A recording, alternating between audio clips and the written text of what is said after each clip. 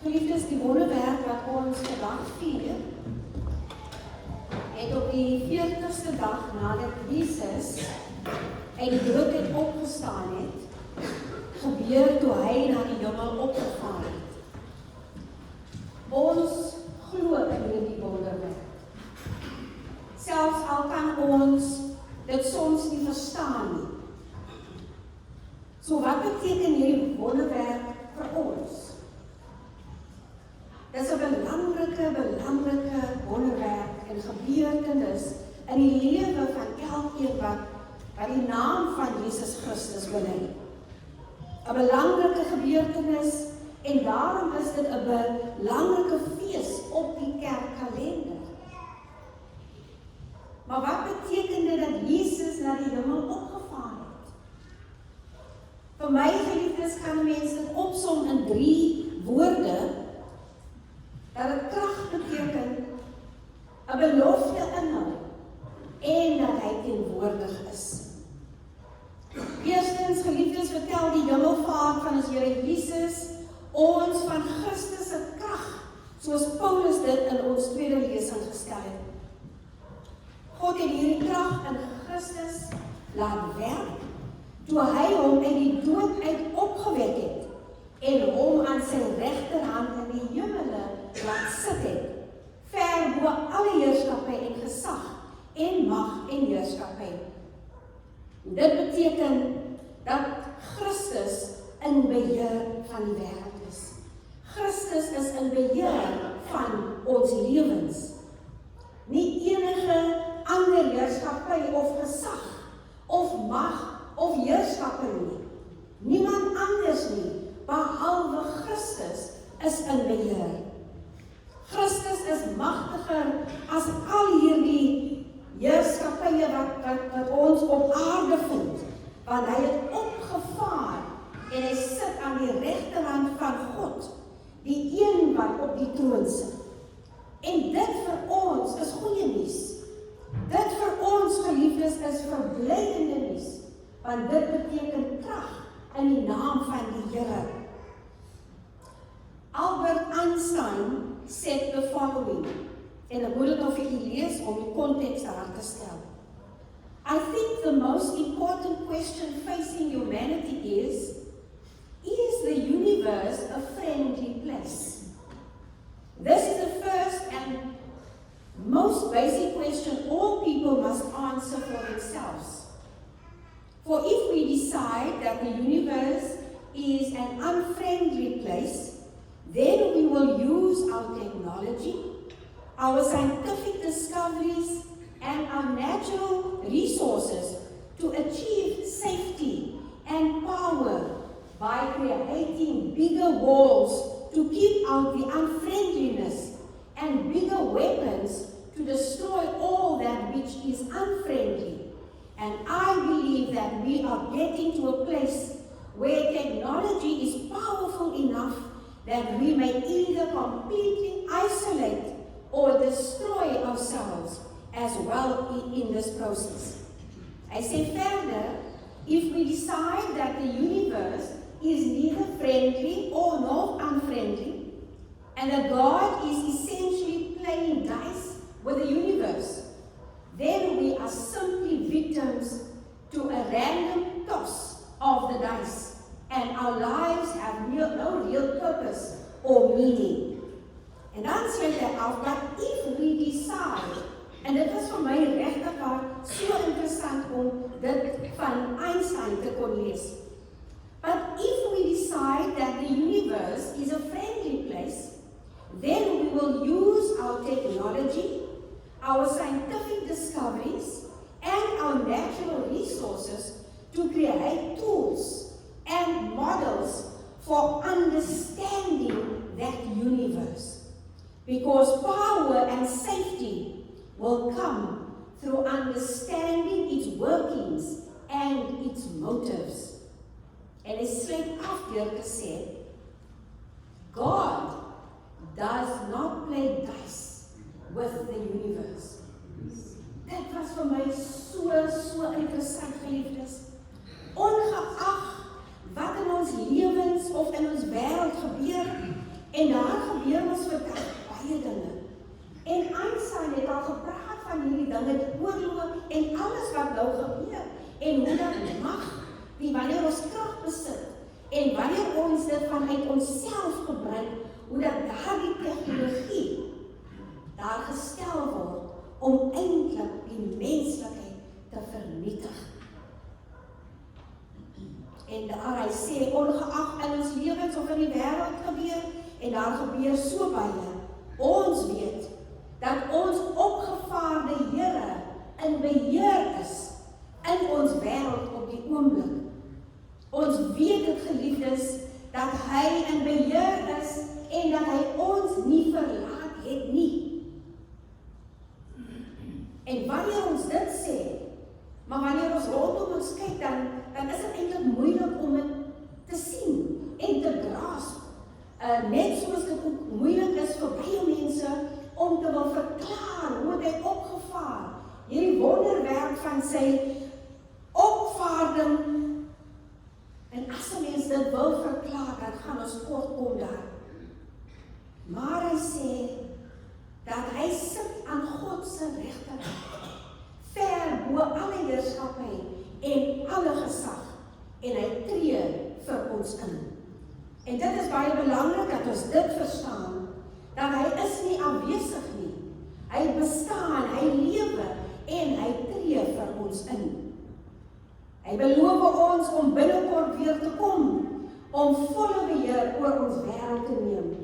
Geliefdes, ek weet nie van u nie, maar sommige keer as 'n mens na die goed kyk, en veral nou met die storm wat gebeur het, en ek kyk die video van Vredendal en Citrusdal, Klein Willem en die dam wat heeltemal alle sluise wat oop is en hoe hoog die water gereis het en waar brûe gebreek het, oral waar die storms vernietig het, dan dink ek onwillekeurig aan die vloede en die verwoesting wat dit gesaai het.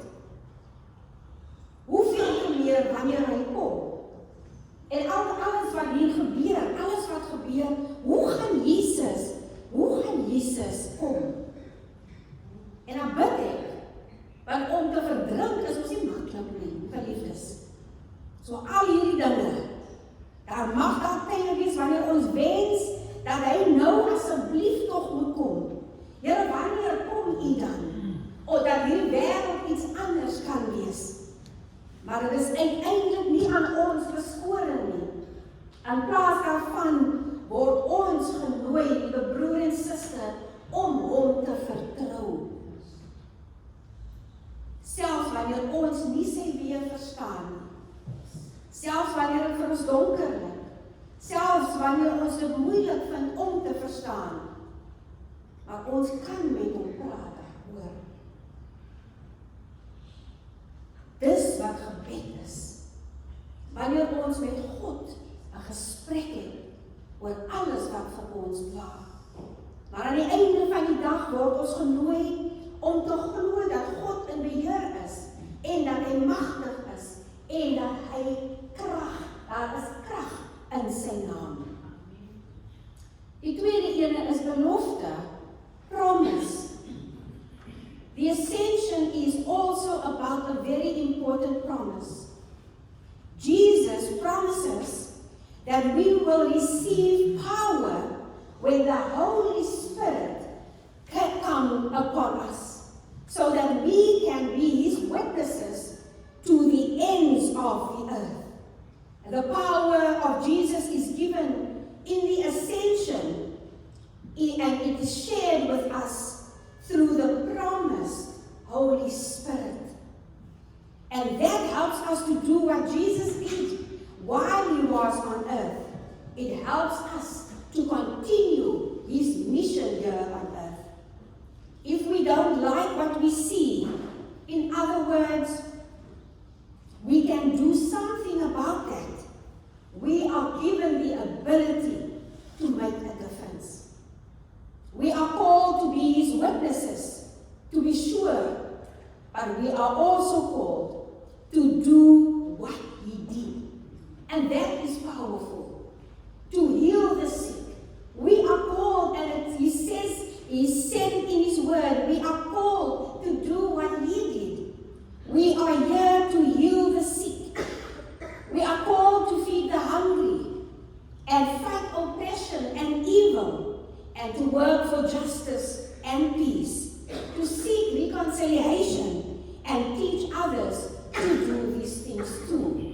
Brothers and sisters, but Jesus tells us that we will perform even greater things than He did after He gives us the Holy Spirit.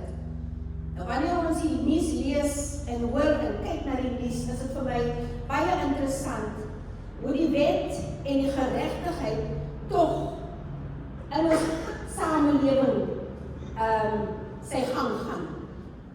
Nie in ons tyd nie, ons het verwag dat vinnig moet dat goed gebeur. Ons het gedink, CR17 is nou begrawe, dit is weggevee, dit bestaan nie meer nie. Maar die wet is besig om ook dit in te haal. Geliefdes, we can do greater things because Jesus promised that through His Holy Spirit. Now, that's also a pretty difficult statement to get our minds around to, but that is what Jesus said. And when you think about it, we have great power. The church has fed more people and healed more people and shared the good news of the gospel with more people than Jesus did while He was on earth. And that is because we have received the promise of the Holy Spirit. The Holy Spirit, die Gees se teenwoordigheid en dit wat die Here ons nagelaat word so amper weggesteek. Is amper asof mense bang is om daar betrokke te raak, maar God het dit aan ons beloof. Hy gaan om vir ons 'n plek voor te berei. Maar Hy los ons nie alleen nie. Hy stuur die Heilige Gees na ons toe, sodat ons kan doen wat Hy gedoen het, maar meer kan doen as wat Hy gedoen het. Geliefdes, die laaste gedeelte gaan oor die teenwoordigheid. So in die naam van Jesus is daar krag. Hy beloof ons dat ons meer goed kan doen deur sy Heilige Gees. En saam met krag en belofte gaan die hemelvaart oor teenwoordigheid. Deur die hemelvaart word Jesus eintlik meer teenwoordig vir ons as wat Hy ooit tevore kon wees. En voordat Jesus na die hemel opgevaar het, en omdat Hy veilig, volledig mens was Jesus beperk tot die reëls van die wêreld. Hy kon slegs op een plek, op een slag wees. Hy was die Seun van God, maar Hy was volledig mens. En daarom kon Hy nie te alle tye oral wees nie. Hy het baie wonderwerke verrig, maar soos ons weet, nooit die wonderwerk om op twee plekke gelyktydig te wees nie. Maar nadat Jesus na die hemel opgevaar het, kon Hy op 'n nuwe manier teenwoordig wees. Deur die Heilige Gees kon Hy dan oral wees. En trouwens, Hy kon oral te alle tye teenwoordig wees.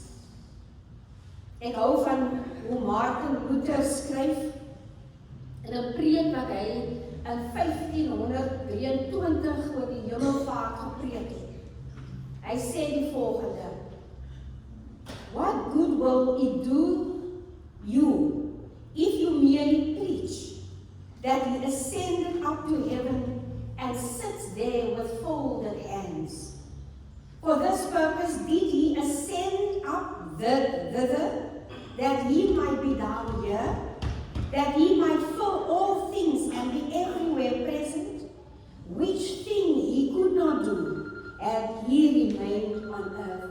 En Martin Luther bevestig en bekragtig net die belangrikheid waarom Jesus dus moes opvaar. Die hemelvaart, met ander woorde, neem Jesus van ons weg, maar slegs